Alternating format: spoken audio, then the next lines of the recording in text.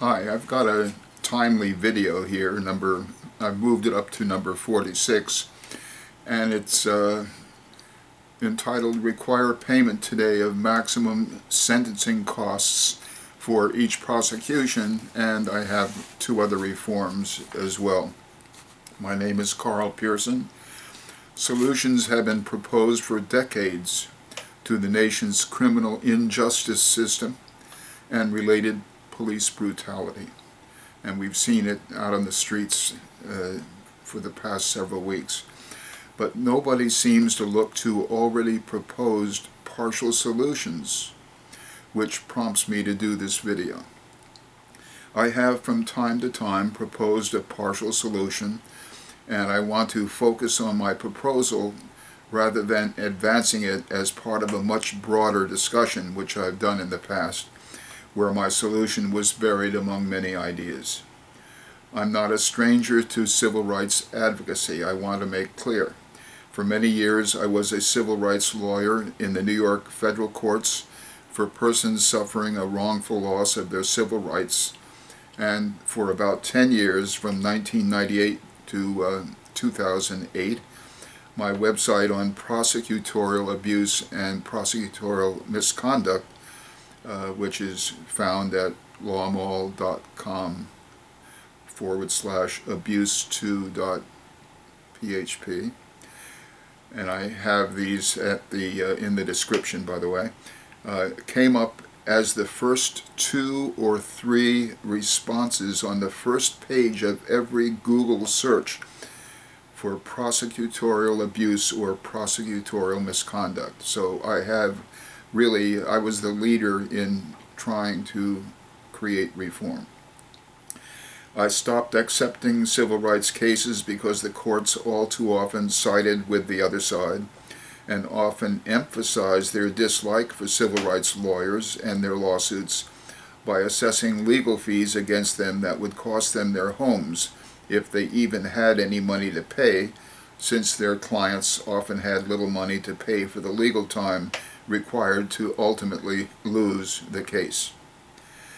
This said, let me jump right into my proposed partial solution and explain what its adoption could be expected to do. Here's my proposal.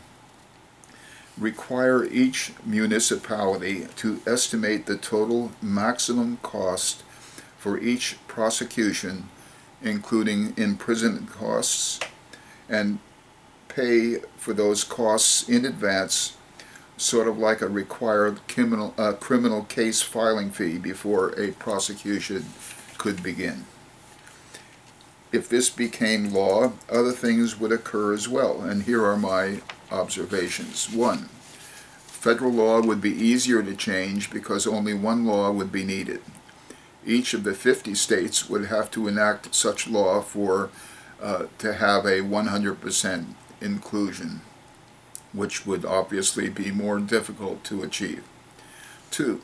States and the U.S. Department of Justice would have to allocate their annual prosecutorial budget to the 100 federal and the 3,300 county prosecutorial offices involved.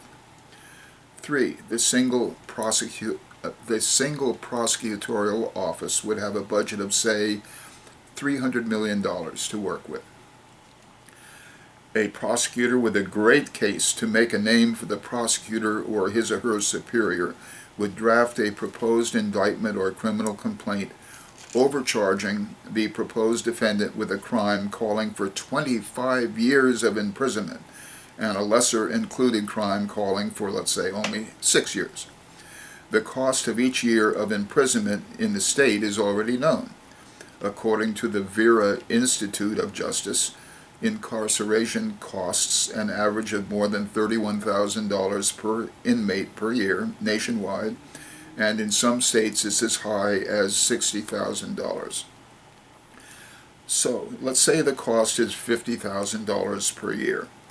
Then the reviewing person is faced with a choice of taking out of the fixed budget $1,250,000 for a 25-year incarceration, or only $300,000 for a 6-year.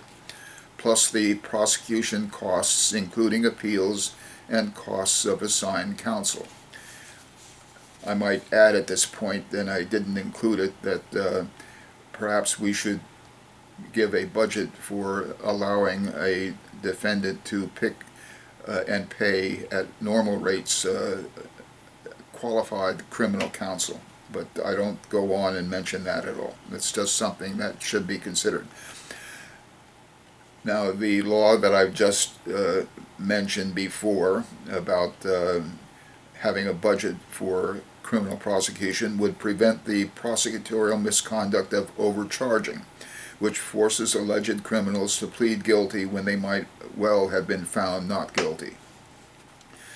Prosecutions that are borderline or frivolous would fail because of the need to conserve the fixed budget for more deserving prosecutions.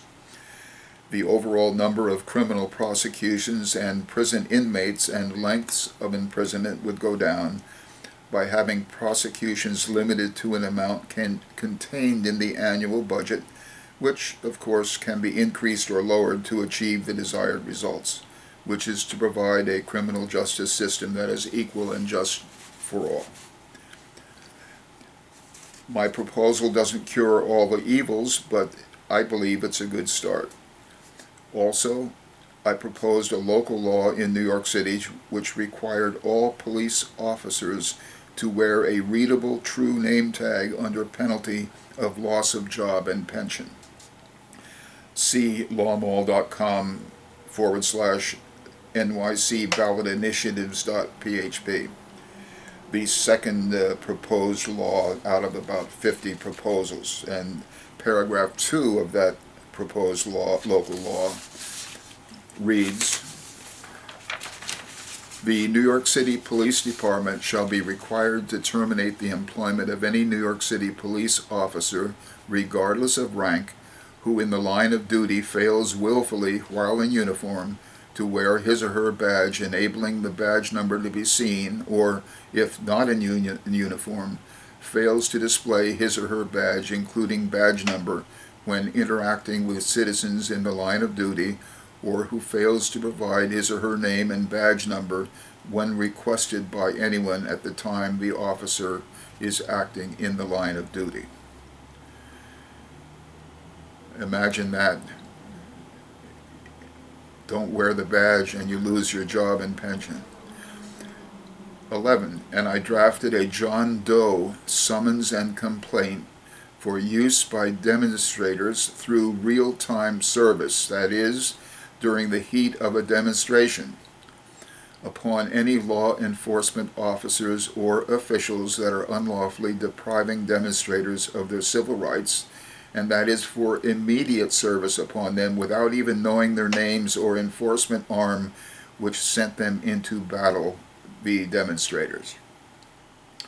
12. Of course, nothing ever happened to my proposals, and I saw the writing on the wall and turned elsewhere to earn a living.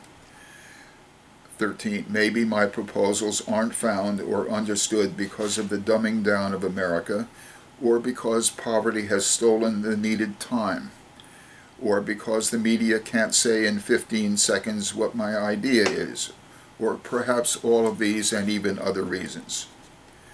14. These 3 proposals of mine would make the nation far better off than it is today, but the likelihood of being adopted remains just about the same, which is 0, based on my experience for the past half century. Well, I've said what I wanted to say, and I'll be back soon with my next video.